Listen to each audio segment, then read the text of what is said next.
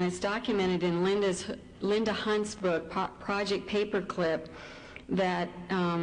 Mark Phillips actually was instrumental and was a witness in flying these Nazi doctors to our country and installing them into the major universities. They were given political immunity as they continued to do the experimentation on the mind. And a lot of survivors that I talk with from all over the world and that write me letters are naming all of these different people and are naming the different places that they were taken into hospitals, universities, military bases in order to further their programming.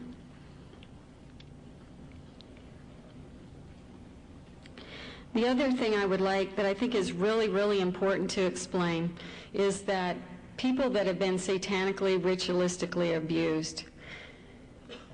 are controlled and are actually,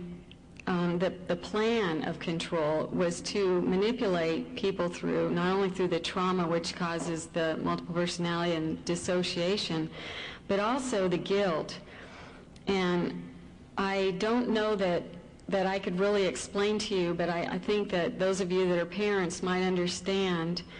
the absolute terror and horror of waking up, as I did, to realize that not only had my parents done this horrific abuse to me, but that I had also passed this down to my children in a programmed state that I was totally and completely unaware of.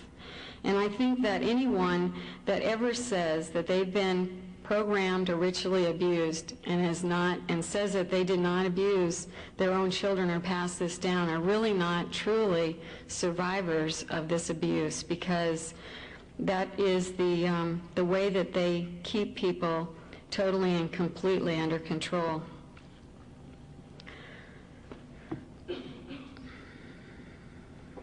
My children are now, my oldest son is 12. My daughter also was used and was programmed from birth, actually.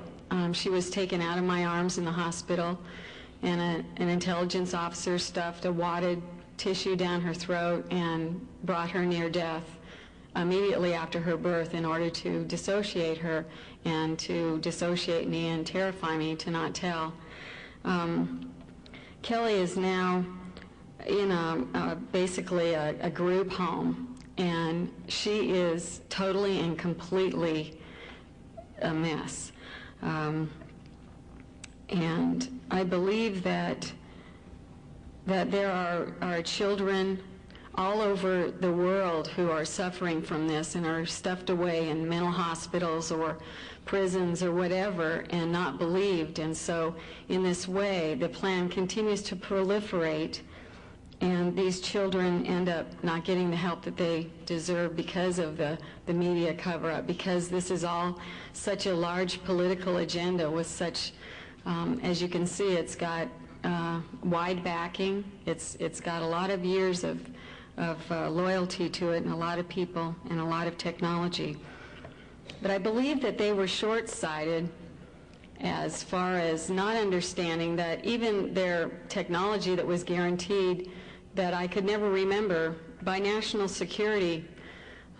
agenda was that they were very short-sighted in their own spirituality, to know that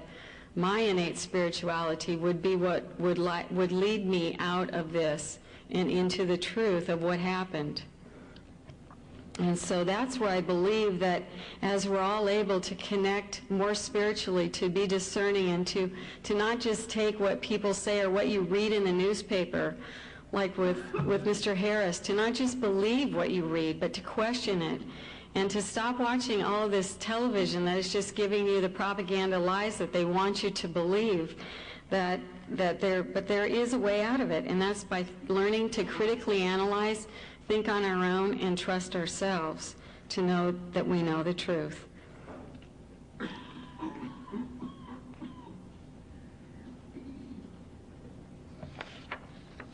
I think it's really important, and I'd like to thank Barbara Marciniak and Sylvia Gillot for being there for people like myself who are able to really support people in the truth of what happened and to continue to get this information out and to have an open mind about what's happened so that we can begin to bring an end to this.